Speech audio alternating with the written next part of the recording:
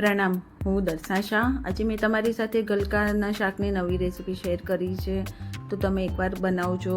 અગર તમારા ઘરે ગલકાનું શાક ન ભાવતું હોય તો તમે એકવાર આ બનાવીને જરૂરથી ટ્રાય કરજો। ઘરમાં બધાને ખૂબ જ ભાવશે। તો ચાલો આપણે તેની શરૂઆત કરીએ। તો તેના માટે મેં 300 ગ્રામ ગલકા લીધા છે। તેને ધોઈને આપણે લૂછી લઈશું અને પછી તેની છાલ કાઢી લેવાની છે। આ રીતે બધા ગલકાની છાલ કાઢી લઈશું।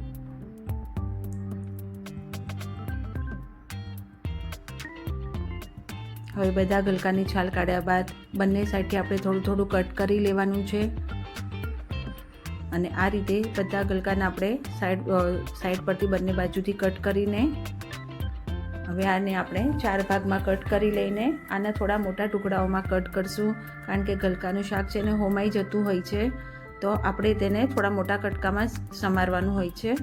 હવે આ રીતે આપણે બધા ગલકા સમારી લઈશું। તો તમે જોઈ શકો છો મેં કેટલો મોટો ટુકડો રાખ્યો છે। તમે શાક જોશો તો તમને લાગશે કે એકદમ નાના ટુકડા દેખાશે। હવે આ રીતે બધા ગલકા સમાર્યા બાદ આપણે એક મસાલો તૈયાર કરશું। તેમાં લાલ મરચું, ધાણા જીરું, હિંગ, ગરમ મસાલો અને થોડું પાણી નાખીને આપણે તેને સારી રીતે મિક્સ કરી દઈશું। હવે આ રીતે મિક્સ કર્યા બાદ એને આપણે સાઈડ પર મૂકી દેવાનું છે। હવે આપણે કઢાઈ લઈશું, તેમાં આપણે 2 ટેબલસ્પૂન તેલ લઈશું। તેલ તમે તમારા હિસાબથી ઓછું વધતું કરી શકો છો, પણ આ શાકમાં તેલ થોડું વધારે હશે તો વધારે શાક ટેસ્ટી બનશે।